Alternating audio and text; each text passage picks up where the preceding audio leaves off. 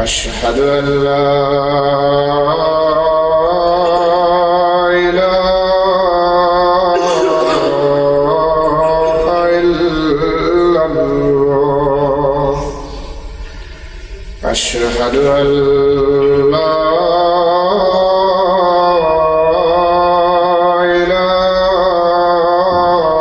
إله إلا الله أشهد أن محمدًا رسول الله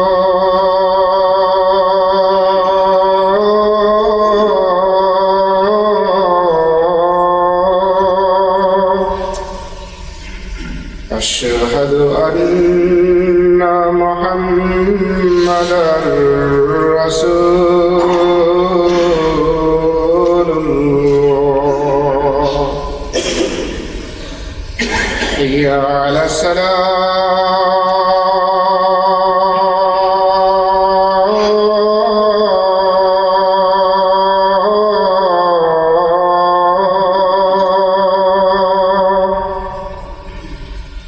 حي على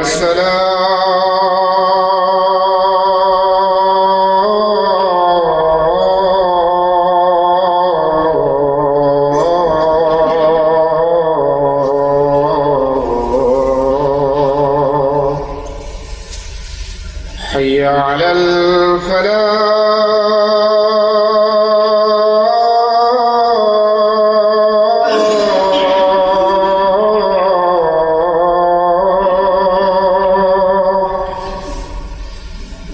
حي على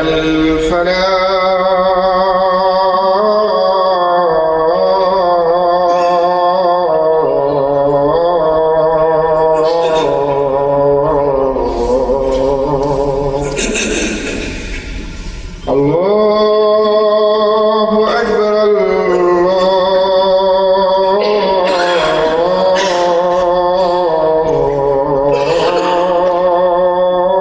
الله أكبر لا إله إلا الله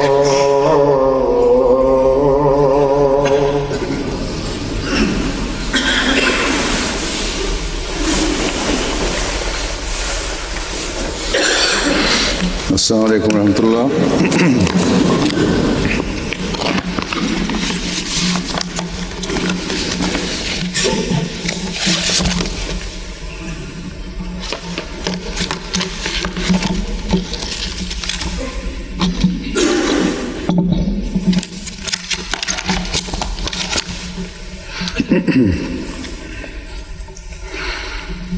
أشهد أن لا إله إلا الله وحده لا شريك له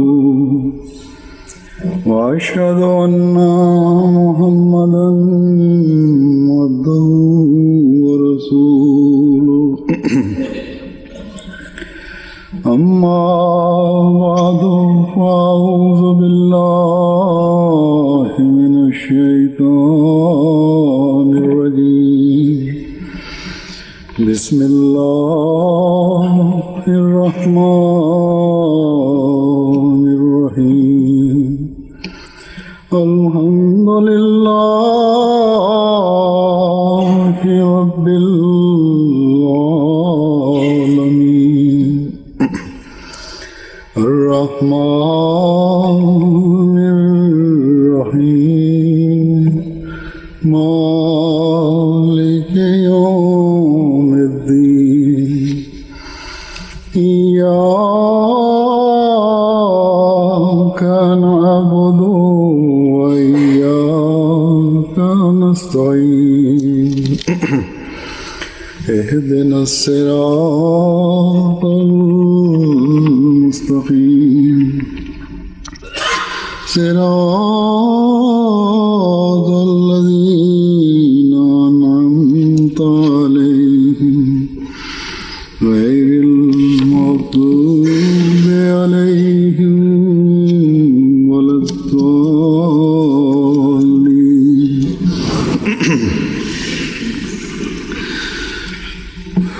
آج میں اپنے طریق کے مطابق سابقہ جو ہمیشہ میں رکھتا رہا ہوں سفر کے مختصر حالات بیان کروں گا. یہ دورہ جیسا کہ آپ نے MTA کے ذریعے سے دیکھا سنگاپور، آسٹریلیا، جاپان اور پیسیفک کے بعض جزائر پر مشتمل تھا جن میں فجی اور نیوزی لینڈ وغیرہ تھے. اللہ تعالیٰ کے فضل سے اس سفر میں ہمیشہ کی طرح ہر قدم پر اللہ تعالیٰ نے اپنی تائیدات کے نظارے دکھائے اور ہر قدم پر حضرت مسیح موعود علیہ السلام سے اللہ تعالیٰ کے وعدے پورے ہوتے ہمیں نظر آئے. ہمارے سفر کی پہلی منزل سنگاپور تھی. یہاں چھوٹی سی جماعت ہے، اللہ تعالیٰ کے فضل سے اخلاص رکھنے والی جماعت ہے. یہاں کیونکہ بعض ایسی پابندیاں ہیں جن کی وجہ سے باہر سے کسی جانے والے کے لیے حکومتی اداروں سے تقریر وغیرہ کرنے کی اجازت لیے بغیر کوئی پبلک گیدرنگ میں تقریر نہیں ہو سکتی. اس لیے وہاں جلسہ تو نہیں ہوا، لیکن جو چند دن وہاں ٹھہرے ہم اس میں جلسے کا ہی سما تھا. یہ ایک چھوٹا سا جزیرہ ہے، شہر بھی ہے، ملک بھی ہے، ملیشیا کے ساتھ لگتا ہے. سمندر سے 1 کلومیٹر کا فاصلہ ہے، اسے پل بنا ہوا ہے ملیشیا سے جوڑنے کے لیے. اس لیے ملیشیا سے بھی کافی لوگ وہاں آ گئے تھے. اور ملیشیا میں کیونکہ جماعت پر پابندی ہے وہاں جایا تو نہیں جا سکتا تھا، لیکن آنے والوں کے چہروں سے جو حسرت تھی کہ آپ ہمارے ملک میں حالات کی وجہ سے نہیں آ سکتے، وہ ایک جذباتی کیفیت پیدا کر دیتی تھی. بہرحال میں پہلے سنگاپور کے بارے میں مختصر بتا دوں. جیسا کہ میں نے کہا سنگاپور کی جماعت ایک چھوٹی سی جماعت ہے. چند ایک پاکستانی گھروں کے علاوہ تمام مقامی MD ہیں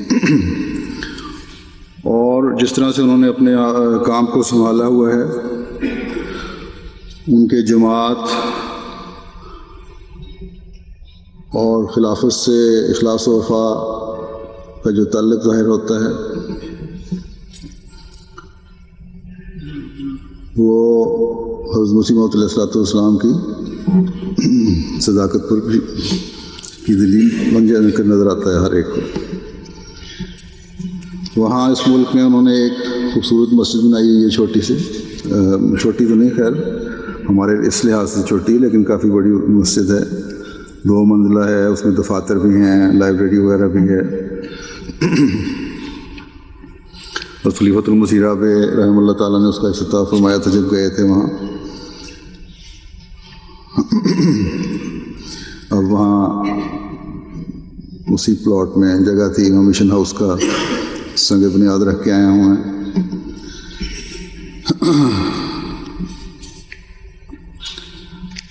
ملیشیا کا تو میں نے ذکر کیا کہ بعض پابندیاں ہیں اور مخالفت ہے، جس کی وجہ سے وہاں کی خاصی تعداد ملاقات کے لیے سنگاپور آ گئی تھی.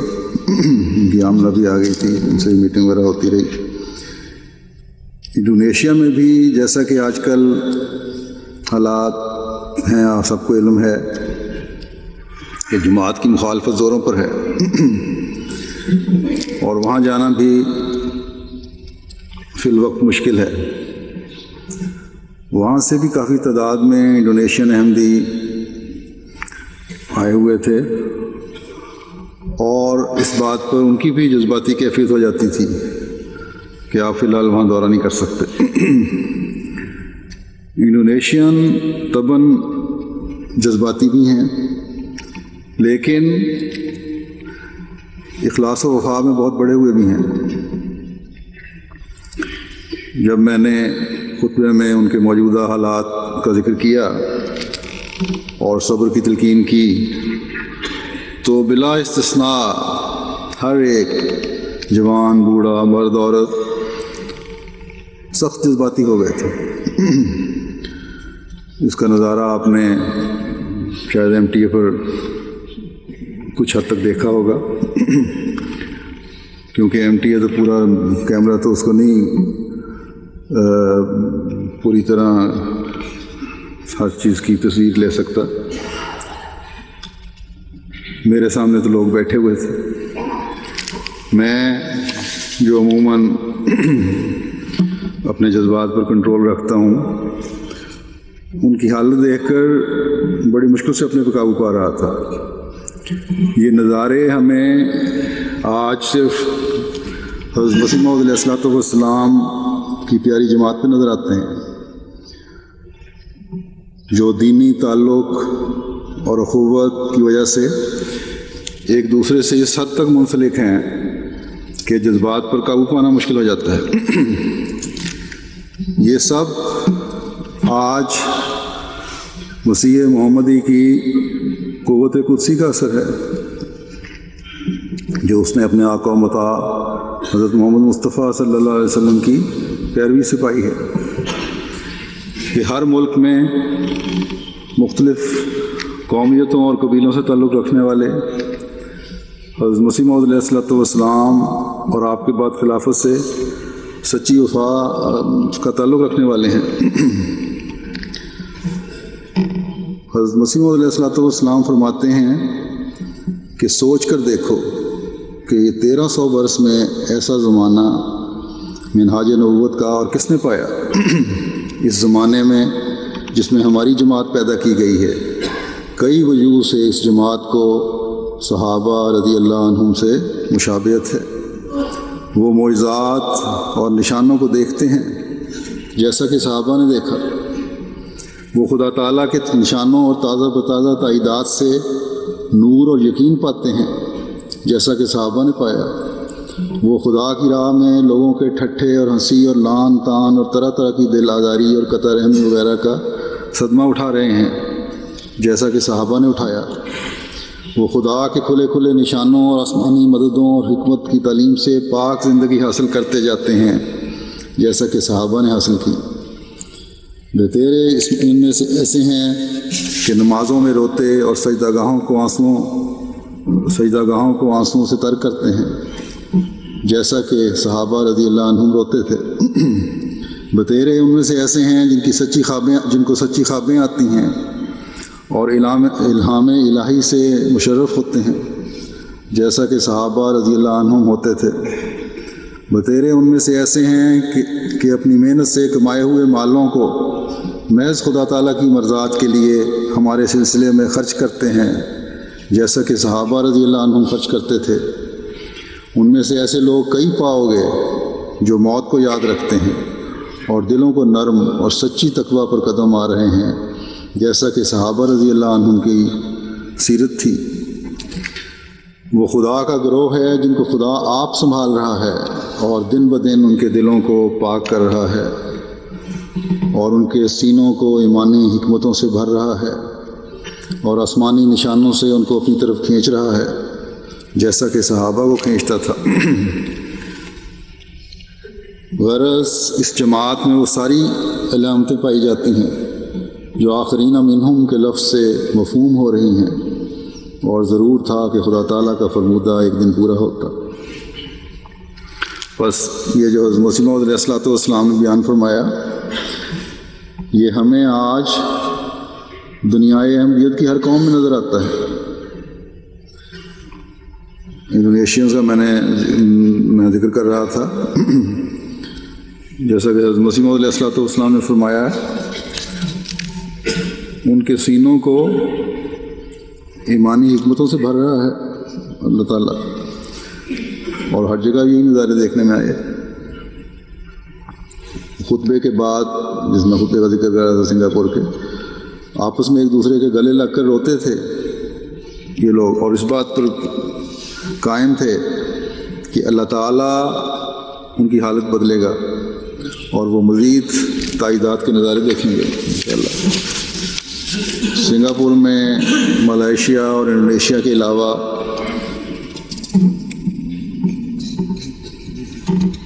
جن کی بڑی تعداد وہاں آئی ہوئی تھی، بعض دوسرے ملکوں کے بھی چند لوگ آئے تھے، Philippines, Cambodia, پپوا new گینی، Thai land, اور اللہ تعالیٰ کے فضل سے سب اخلاص و وفا کے نمونے دکھانے والے تھے۔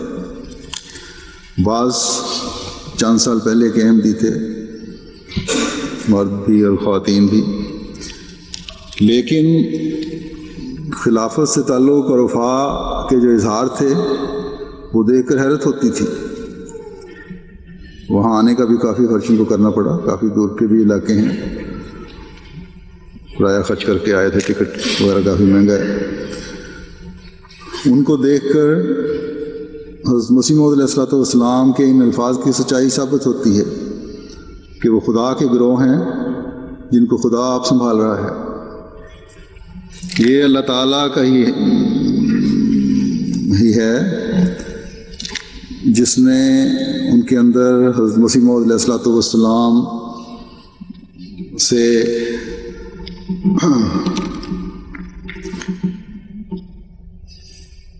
جو کہ آن حضرت صلی اللہ علیہ وسلم کے غلام صادق ہیں، ایسا تعلق پیدا کر دیا ہے ان دور دراز علاقوں کے ملکوں کے لوگوں میں کہ حیرت ہوتی ہے دیکھ کر۔ بہرحال جیسا کہ میں نے کہا گو کہ سنگاپور میں جلسہ نہیں ہوا، ان ملکوں کے آنے والوں سے ملاقاتیں اور جماعت کی ترقی کے لیے آئندہ پروگرام بنانے اور ان کے جائزے لینے کے لیے جو میٹنگز ہوئیں، ان سے مجھے بھی براہ راست معلومات لے کر ان کو آئندہ پروگرام بنانے کی طرف رہنمائی کا موقع ملا، اور ان کو بھی نظام کو صحیح سمجھنے اور کام کو آگے چلنے کی، ان کو کس طرح چلانا چاہیے اس کا علم ہوا، کیونکہ بعض بالکل نئی جماعتیں ہیں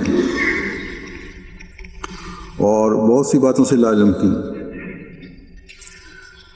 بہرحال الحمدللہ کہ سنگاپور جانا بڑا فائدہ مند ثابت ہوا، اور جانے سے پہلے تو میرا خیال تھا کہ وہاں چھوٹی سی جماعت ہے، وہاں 2 دن کافی ہیں، لیکن ان باہر سے آئے ہوئے نمائندگان کی وجہ سے اچھا مصروف وقت گزر گیا۔ سنگاپور کے تعلق میں یہ بھی بتا دوں کہ وہاں تبلیغ کی کھلے عام اجازت نہیں ہے۔ ہاں، دکانوں پر لٹریچر یا کتابوں وغیرہ کو رکھ کر بیچا جا سکتا ہے، اور اس اجازت نہ ہونے کی بھی وجہ یہ ہے کہ عیسائیوں کی تبلیغ پر وہاں مسلمانوں نے بہت شور مچایا اور ہنگامہ کھڑا کر دیا، تو حکومت نے ہر مذہب کی تبلیغ پر پابندی لگا دی اور صرف اپنا لٹریچر بیچنے کی اجازت دی۔ دوسرے مسلمانوں کو تو فرق نہیں پڑتا، نہ ان کے پاس اسلام کا حقیقی علم ہے اور نہ ہی ان کو تبلیغ سے کوئی دلچسپی ہے۔ اس کا اثر صرف جماعت کو پڑا، اس کی تبلیغ پر روک پیدا ہوئی۔ کاش کہ یہ مسلمان سمجھ آئیں کہ آج اگر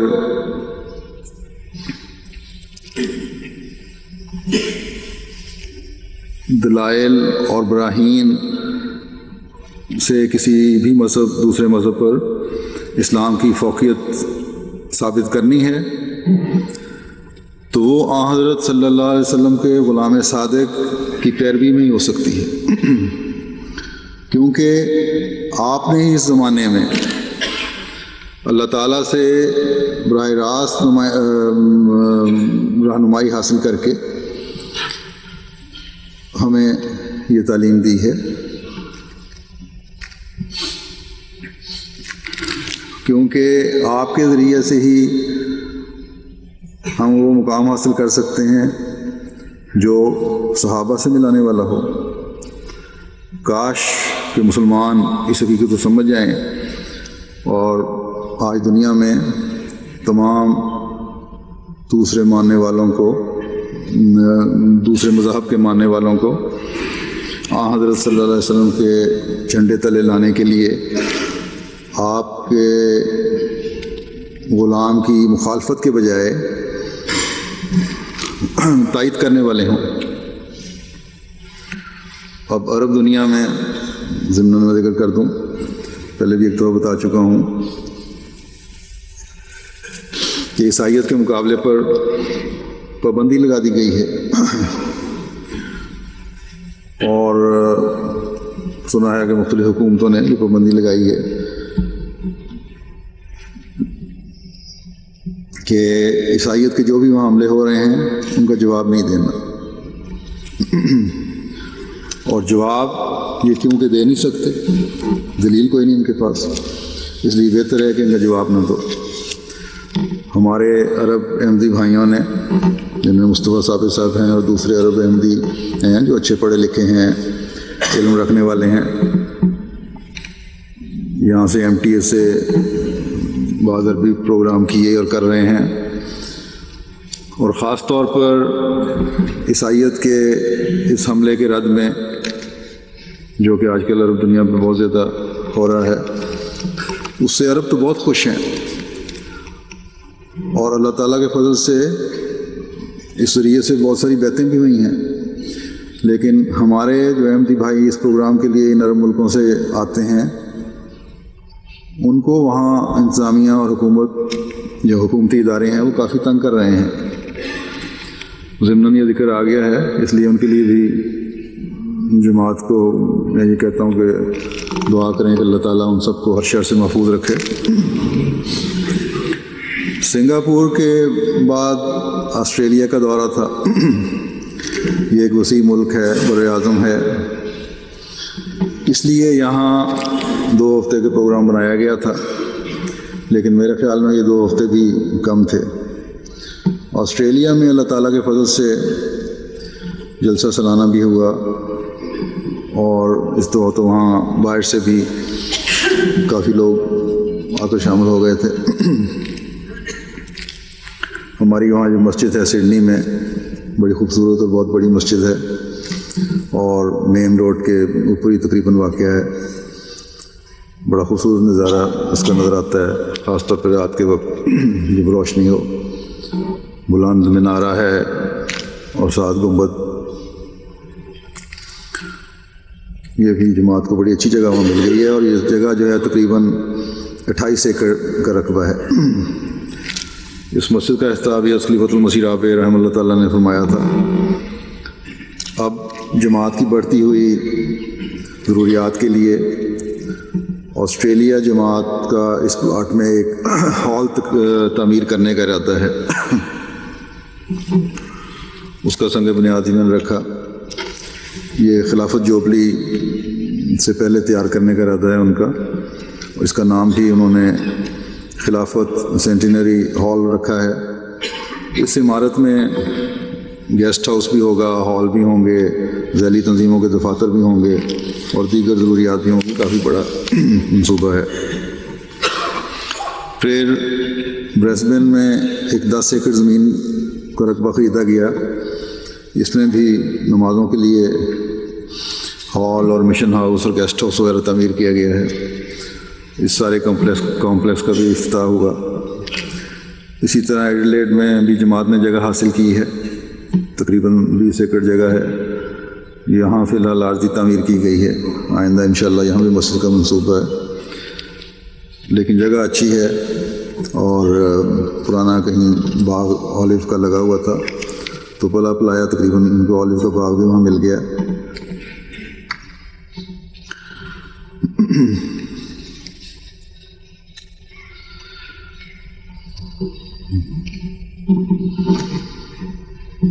پھر سڈنی میں اور کینبرا میں ریسیپشن بھی ہوئی۔ سڈنی کی جو تھی ریسیپشن وہ تو مسجد کے احاطے میں ہی تھی، مہمان آئے تھے وہیں، اور کینبرا کی وہاں کی نیشنل میوزیم نے آرگنائز کی تھی۔ تو MTA پہ کچھ دیکھا بھی ہوگا آپ نے، دونوں جگہ اچھے پڑھے لکھے لوگ، سیاستدان اور امبیسڈرز مختلف ملکوں کے آئے ہوئے تھے۔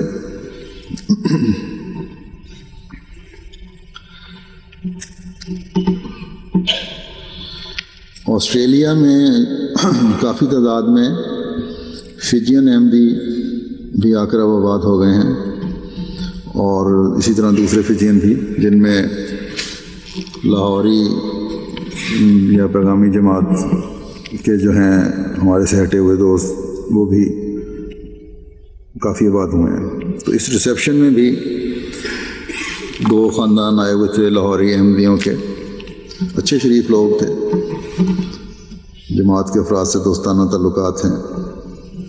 صرف ایک جھجک ہے، لگتا ہے ان کے چہروں سے کہ اب یہ مانتے ہیں کہ یہ جماعت کا جو اصل جماعت ہے، جماعت احمدیہ، وہی حق پر ہے، لیکن جھجک ہے قبول کرنے میں۔ تو میں نے تو ان کو 1-2 کو کہا تھا کہ جھجک توڑیں اور حضرت مسیح موعود علیہ السلام کے مکمل دعوی پر ایمان لائیں۔ تو بظاہر تو انہوں نے غور کرنے کو کہا، اللہ تعالیٰ ان کو توفیق بھی دے۔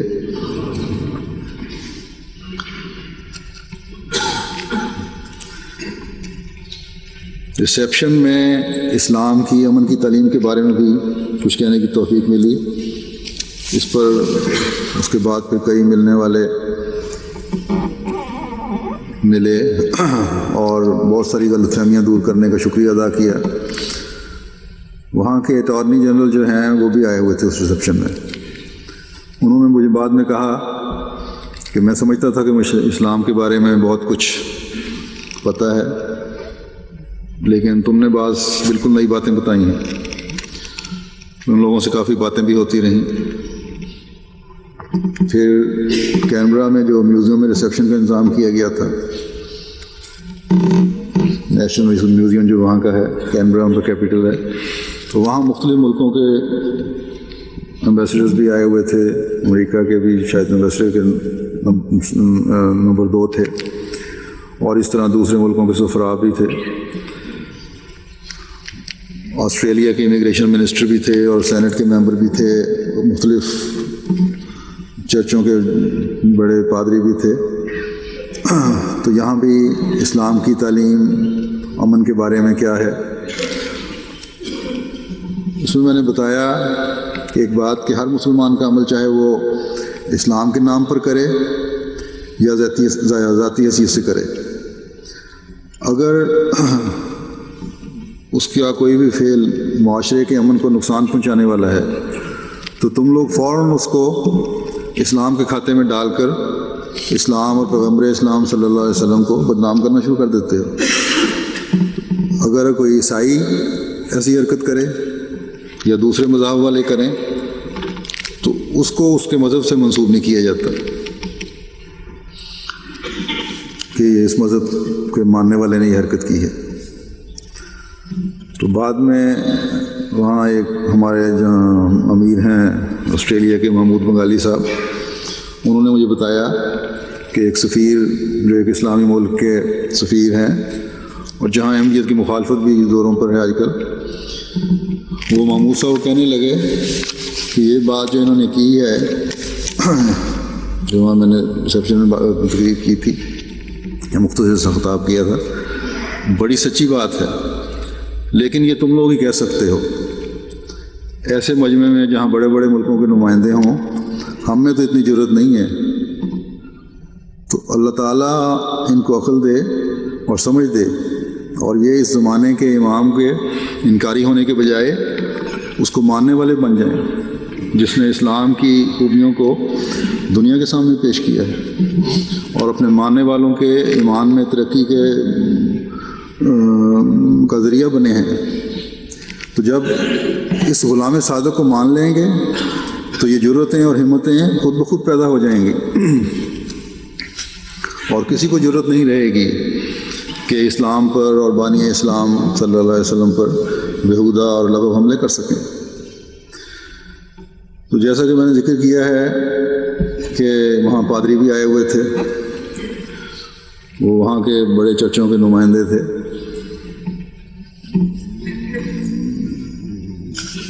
تو انہوں نے بھی مجھے بعد میں یہ کہا کہ بات تو تم نے ٹھیک کی ہے کہ مسلمان کی ہر غلط حرکت جو ہے وہ اسلام کے کھاتے میں ڈال دی جاتی ہے، اور باقی مذہب والوں سے ایسا سلوک نہیں ہوتا.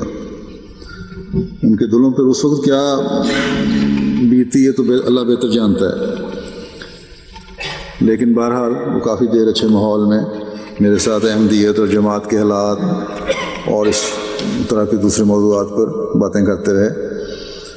تو اللہ تعالیٰ کے فضل سے مختلف طبقوں میں اور مختلف ملکوں کے نمائندوں تک بھی اسلام کا پیغام پہنچانے کی توفیق ملتی رہی اور تربیتی کاموں کی بھی توفیق ملتی رہی.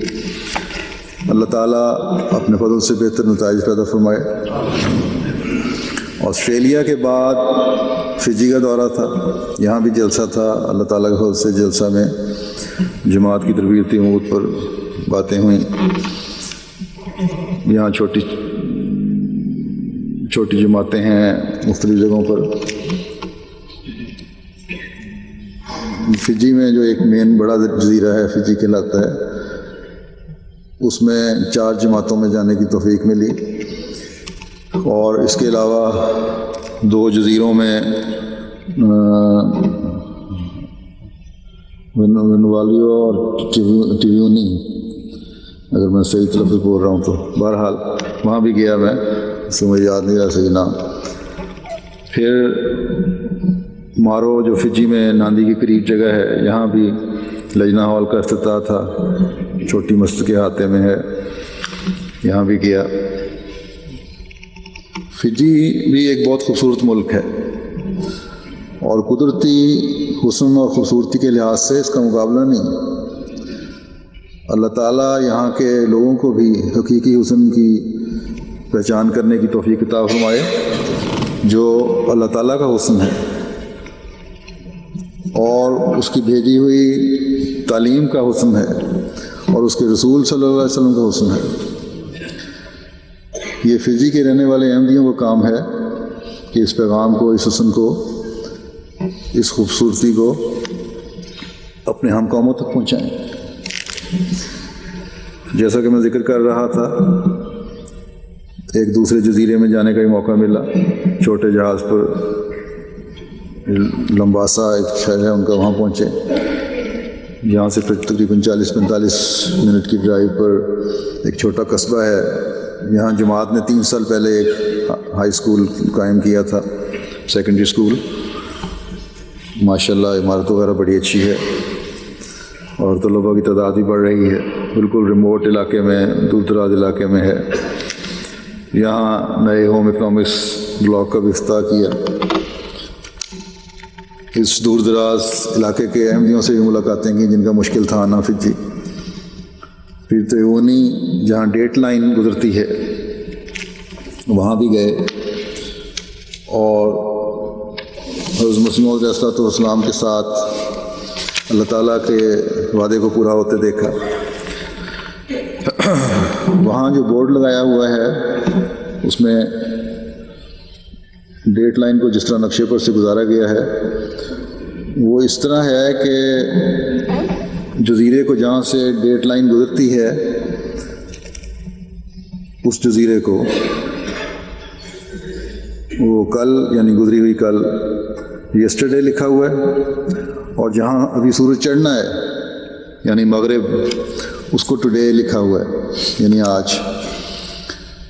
تو ہمارے ساتھ ہمارے ایک احمدی جغرافیہ دان تھے، ان سے میں نے پوچھا کہ یہ کس طرح ہو گیا کہ آج کی تاریخ تو سوائے اس جگہ کے اور کہیں نہیں ہے، اس کو آپ یسٹرڈے کہہ رہے ہیں، اور جہاں ابھی یہ تاریخ شروع ہونی ہے اس کو ٹوڈے لکھا ہوا ہے۔ تو انہوں نے بڑی پہلے دلیلیں دیں، لیکن بعد میں چپ کر گئے۔ واقعی میں ان کو سمجھ آ گئی تھی، چپ کر گئے تھے، یا لحاظ میں چپ کر گئے تھے، یا کنفیوژن تھی، بہرحال تو میں نے انہیں کہا جو بھی ہے آپ خود اس پہ پہلے کلیئر ہوں، پھر مجھے بتائیں کہ کیا وجہ ہے۔ یہ ضمن اس لیے میں نے ذکر کر دیا کہ مجھے تو اس کی سمجھ نہیں آئی، تو جغرافیہ دان یا اس کا علم رکھنے والے جو دوسرے ہیں، اگر وہ اس کی کوئی وضاحت مجھے کر سکیں اور جو جواز سمجھ آ سکے اس کا، تو علم میں اضافہ کا موجب ہوگا۔ بظاہر تو میرا خیال ہے مغرب والوں کا چکر ہے کہ اپنے آپ کو ٹوڈے بنایا اور دوسروں کو پیچھے کر دیا۔ یہاں اس جزیرے میں بھی شہریوں کے مختلف طبقات اور چرچ کے پادری جو بنیادی طور پر نیوزی لینڈ کے رہنے والے تھے، ان کو بھی اسلام کے امن اور بھائی چارے کے پیغام پہنچایا۔ فجی میں جو کیپٹل ہے ان کا سووا، اس میں بھی پڑھے لکھے طبقے میں جس میں سرکاری افسران بھی تھے، بعض ملکوں کے سفیر بھی تھے، ریسیپشن کو بلایا ہوا تھا، بلکہ اس ملک کے نائب صدر جو آج کل قائم مقام صدر بھی ہیں وہ بھی آ گئے تھے۔ اس میں بھی اسلام کی خوبصورت تعلیم اور محبت اور بھائی چارے کے بارے میں بیان کیا۔ برطانیہ کے سفیر بھی اس میں شامل ہوئے تھے، اس طرح اور آسٹریلیا کے اور دوسرے ملکوں کے۔ اچھی گیدرنگ تھی۔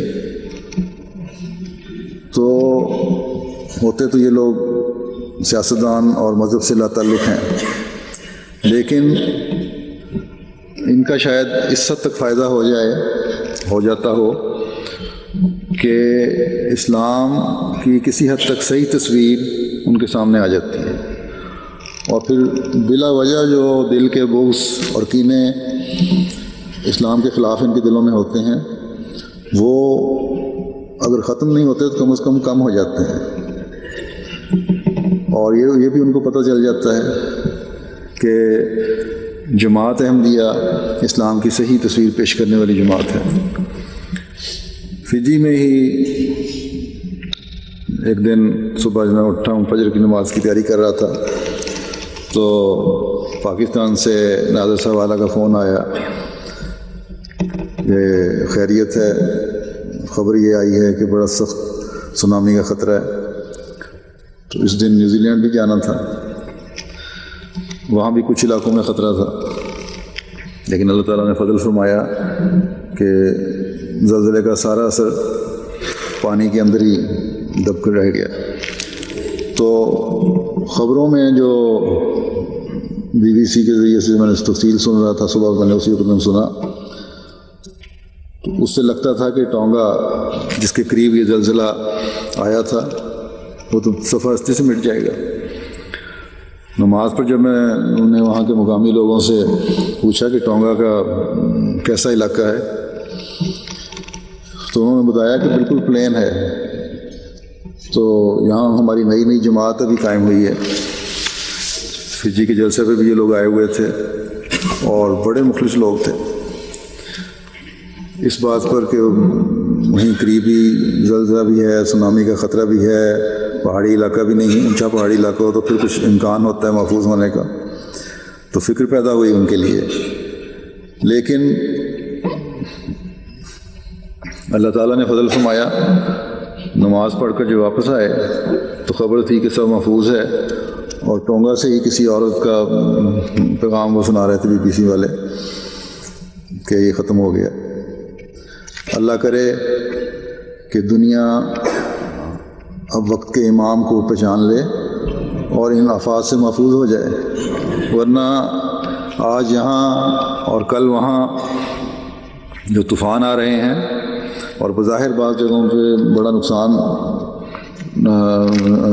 نہیں ہو رہا، یہ وارننگ ہے۔ اگر آج بھی خدا کو نہ پہچانا تو جو تباہیوں کے نمونے ہم نے دیکھے ہیں وہ دوبارہ بھی نظر آ سکتے ہیں، اللہ رحم کرے۔ آج ہر ملک کے احمدی کو چاہیے کہ اپنے ملک کے لوگوں کو یہ پیغام پہنچانے میں لگ جائیں، ورنہ جیسا کہ حضرت مسیح موعود علیہ الصلوۃ والسلام نے فرمایا ہے کہ نہ جزائر محفوظ رہیں گے، نہ یورپ رہے گا، نہ امریکہ رہے گا محفوظ، نہ ایشیا محفوظ رہے گا۔ خدا ان لوگوں کو عقل اور سمجھ دے اور وہ اپنے خدا کو پہچاننے والے ہوں۔ فجی میں قریب کے جزائر میں ٹوالو ہے، کریباتی ہے، ٹونگا ہے جس کا میں نے ذکر کیا، اور وانواتو ہے، یہاں سے بھی نمائندے آئے ہوئے تھے۔ بیچارے مالی حالات سے اتنے اچھے حالات نہیں ہیں ان لوگوں کے، غریب لوگ ہیں، اور بعض خاندان بھی اس کے علاوہ باوجود آئے ہوئے تھے وہاں۔ چند سال ہوئے ہیں وہ احمدی ہوئے ہیں، لیکن جذبات اور اخلاص کا اظہار جو تھا بہت زیادہ تھا۔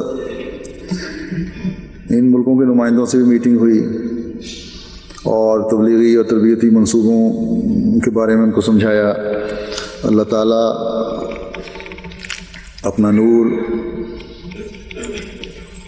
مکمل طور پر ان چھوٹے چھوٹے جزیروں میں پھیلا دے جہاں چھوٹی چھوٹی آبادیاں ہیں، اور مکمل طور پر ان کو احمدیت اور حقیقی اسلام کو سمجھنے کی توفیق عطا فرمائے، اور ہماری حقیقی کوششوں میں برکت ڈالے اور قبول فرمائے۔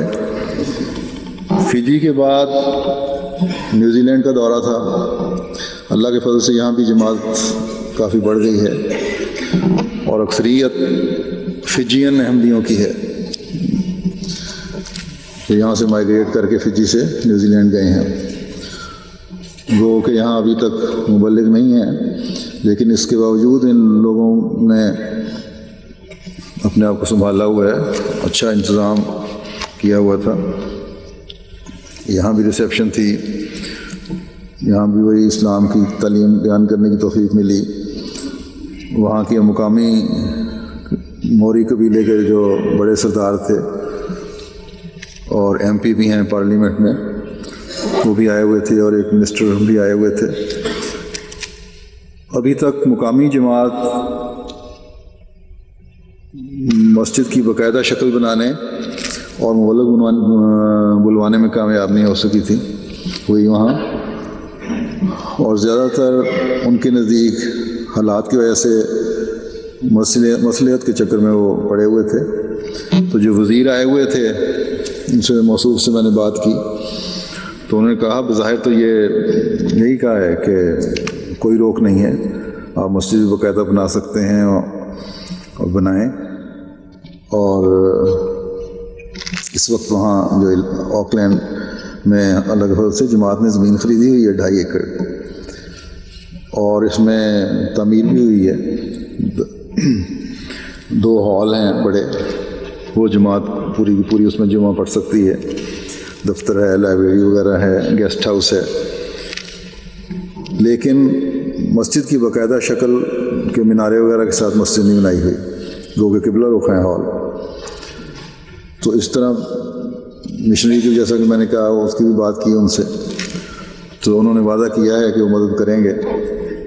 اب وہاں کے نیشنل پریزیڈنٹ صاحب کا کام ہے کہ ان سے رابطہ کریں اور مشنری بلوانے کی کوشش کریں کہ وہ مبلغ ہو جائیں، تو بہت فرق پڑتا ہے طبیعت میں۔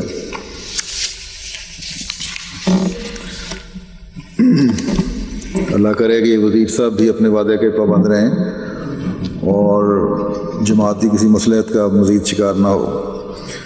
ویسے ماشاءاللہ اچھی مخلص جماعت ہے، اور بڑی ہمت اور اخلاص سے سب نے ڈیوٹیاں وغیرہ بھی دیں، نوجوانوں نے بھی، پہلا موقع تھا ان کے لیے اتنے بڑے انتظام کا اور ذمہ داری کے ساتھ انتظام کو نبھانے کا، اور انہوں نے نبھایا اور اچھا نبھایا۔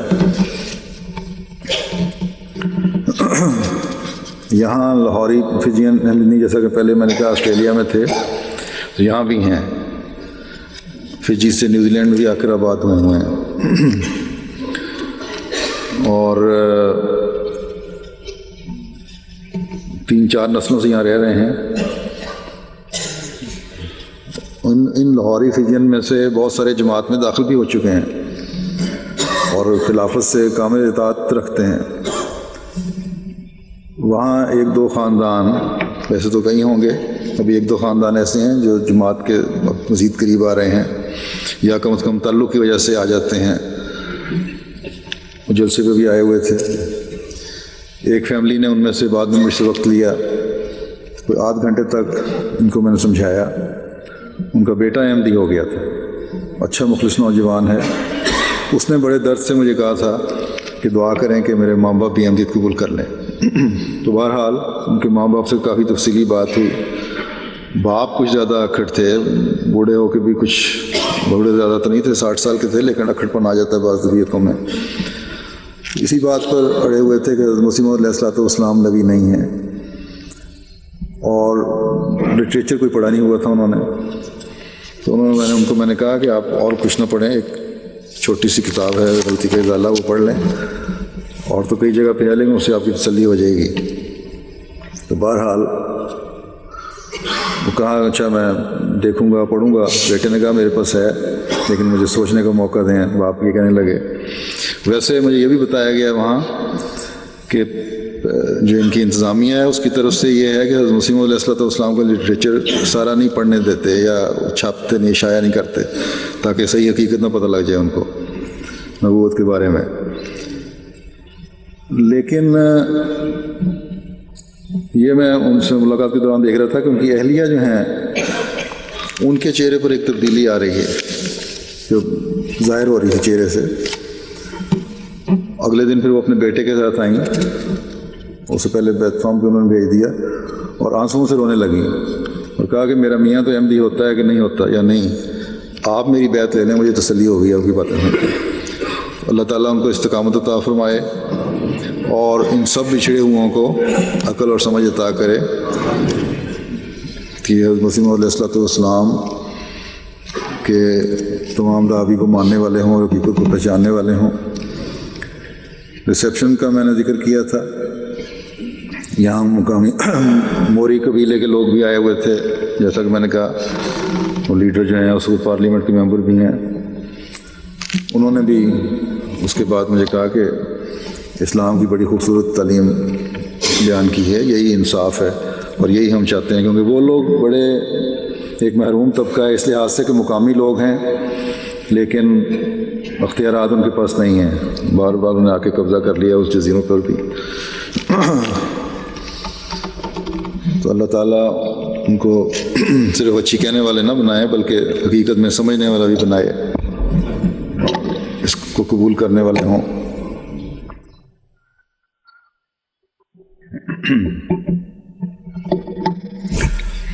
آسٹریلیا کے ضمن میں ایک بات رہ گئی تھی.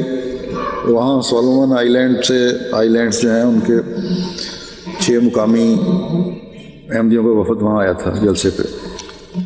ماشاءاللہ اخلاص میں بڑی ترقی کر رہے ہیں وہ لوگ بھی. ان میں ایک وہاں کا جو ایک رائل خاندان کے ہیں جس میں سے چیف چنا جاتا ہے، اس میں سے تھا وہ ایک شخص، نو احمدی ہے. آئندہ چیف چنے جانے کا بھی امکانات ہیں ان کے. اچھا پڑھا لکھا ہے، اپنے پورے خاندان کے ساتھ احمدی ہوئے تھے اور وہاں کافی خاندان احمدی ہو گئے. اللہ کے فضل سے اب سولومن آئی لینڈ میں جماعت نے گزشتہ سال مشن بھی زمین خرید کے مشن ہاؤس وغیرہ خرید لیا، وہاں مولم بھی گھانا سے بھیجے ہوئے ہیں. ان کے چیف کے تحت ماتحت کچھ جزیرے بھی ہیں وہاں، اور کشتیوں پر یہ ہر جزیرے سے رابطہ ہے اور کئی گھنٹوں کا سفر ہوتا ہے ان کا آپس میں. بہرحال ان احمدی نے اپنے چیف بننے کے لیے بھی دعا کے لیے کہا. اللہ کرے جب وقت آئے تو اللہ تعالیٰ ان کو موقع دے اور پھر ان کے ذریعے سے تمام جزائر کو احمدیت میں شمولیت کی توفیق بھی دے، کیونکہ لوگ چیف کو بھی دیکھنے والے ہوتے ہیں بہت سارے. یہ نو احمدی اخلاص میں اس قدر ترقی کر گئے ہیں کہ ان کی شکل دیکھ کر نہیں لگتا کہ یہ نو احمدی ہیں.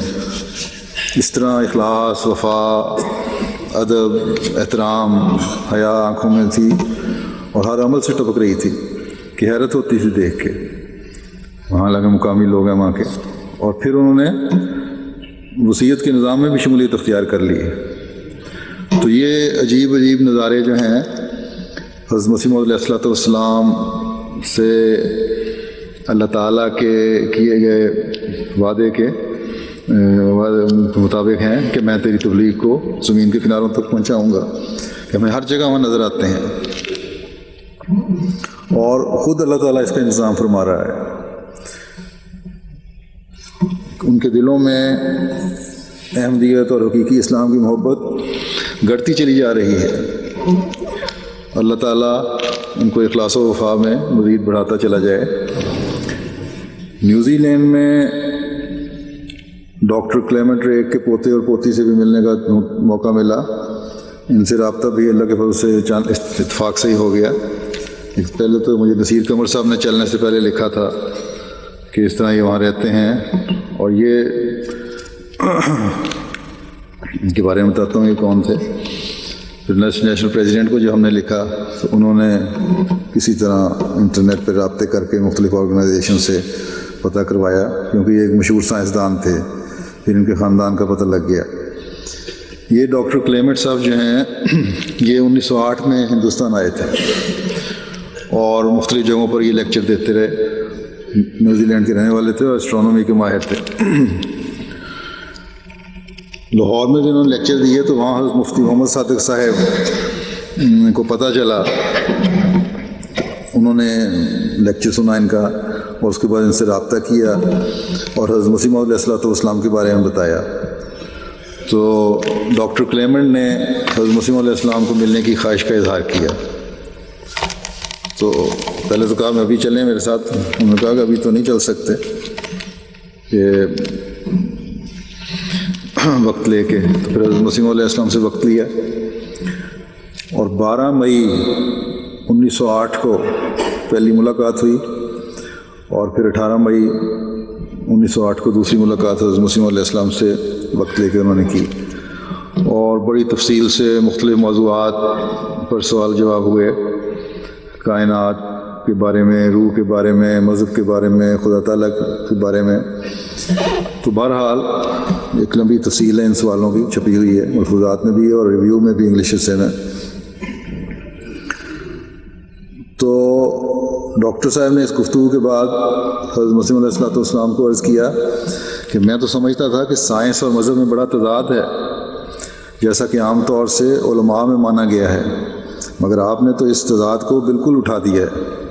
اس پر حضرت مسیح علیہ السلام نے فرمایا کہ یہی تو ہمارا کام ہے، اور یہی تو ہم ثابت کر رہے ہیں کہ سائنس اور مذہب میں بالکل اختلاف نہیں.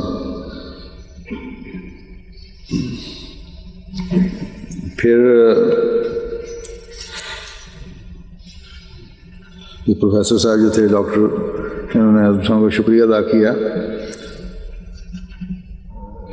اور اس گفتگو کے بعد جو 2 سیٹنگز ہوئی تھیں حضرت مسیح علیہ السلام کے ساتھ،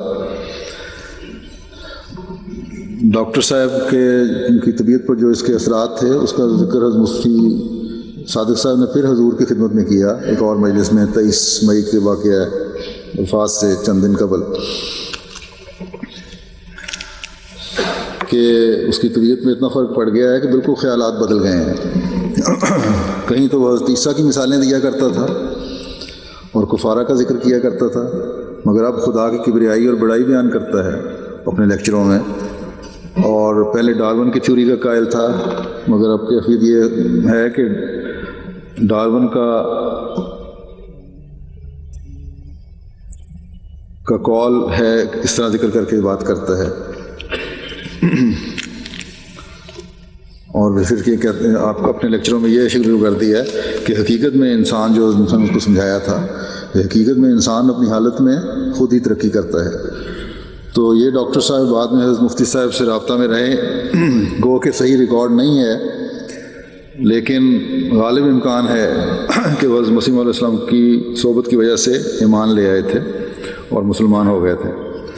تو ان کے پوتے اور پوتی کو جب پتہ چلا، ان سے رابطہ کیا، ان کو بتایا کہ ہم آ رہا ہوں میں، اس طرح ملنا بھی ہے، تو انہوں نے بھی ملنے کا اظہار کیا اور ریسیپشن میں آئے. پھر بعد میں بیٹھے، دونوں میرے ساتھ بیٹھے بھی رہے، باتیں ہوتی رہیں. پوتے جو ان کے تھے کافی بڑی عمر کے دونوں ہی، مطلب بڑی عمر سے مراد ہے کہ 55-60 سال کے. تو ان پوتے کو زیادہ علم نہیں تھا، لیکن پوتی نے کہا کہ وہ مسلمان ہو گئے تھے ڈاکٹر صاحب، اور ہندوستان جانے کے بعد سے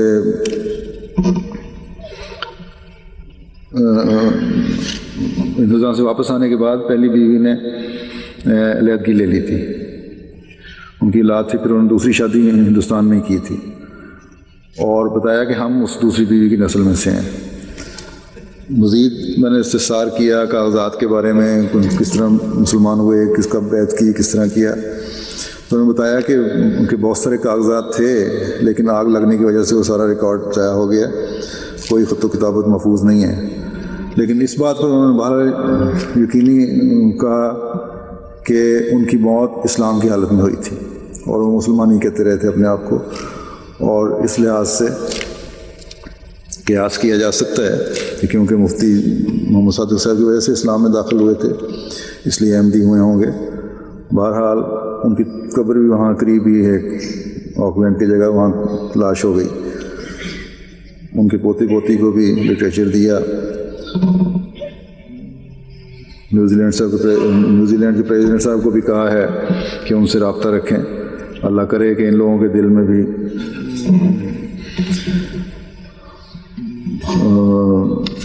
حق کی پہچان ان کی طرف توجہ پیدا ہو جائے۔ پھر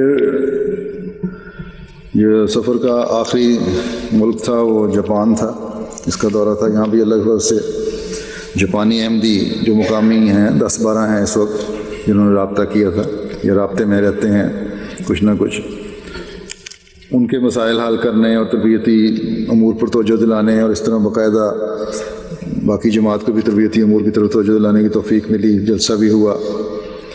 جاپانی احمدیوں میں ان دنوں میں جتنے دن میں وہاں رہا، پہلے دن کا جو ان کا رویہ تھا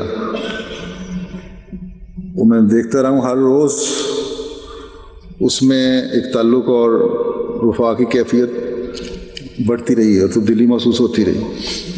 اللہ کرے کہ یہ لوگ بھی اپنی قوم میں اسلام کے حقیقی پیغام کو پہنچانے کا ذریعہ بن جائیں، اور حضرت مسیح موعود علیہ السلام کی خواہش کو پورا کرنے والے ہوں۔ آپ نے جاپان کے بارے میں کہی تھی کہ ان لوگوں میں مذہب کی طرف رجحان ہے۔ کئی یہاں جاپان میں بھی منسٹرز اور ایم پیز وغیرہ ملنے کے لیے آئے تھے، اور ریسیپشن میں بھی آئے تھے، اچھا اثر لے گئے ہیں۔ ایک ایم پی جو ہیں پارلیمنٹ کے ممبر، انہوں نے تو مجھے کہا کہ ہمیں اسلام کے بارے میں زیادہ پتہ نہیں ہے، اس لیے ہم جلد ہی مغرب کے معترضین جو ہیں ان کے زیر اثر آ جاتے ہیں، ہمیں اسلام کے بارے میں بتائیں۔ کافی لمبی پھر ان سے علیحدہ بھی گفتگو ہوتی رہی۔ تو اللہ کرے کہ وہاں کی جماعت اپنی ذمہ داری کو سمجھے اور اسلام کو پیغام پہنچانے کی ہر حق ادا کرنے والی بنے۔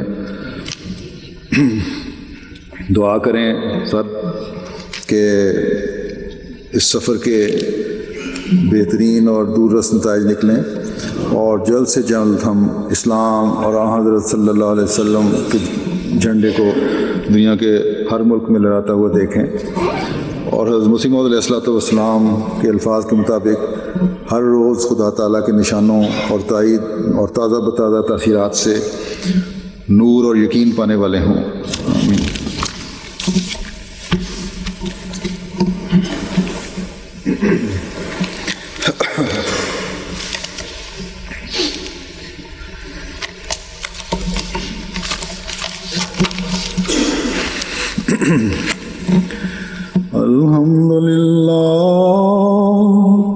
الحمد للہ نحمده ونستعینه ونستغفره ونؤمن به ونتوکل علیہ ونعوذ باللہ من شرور انفسنا ومن سیئات اعمالنا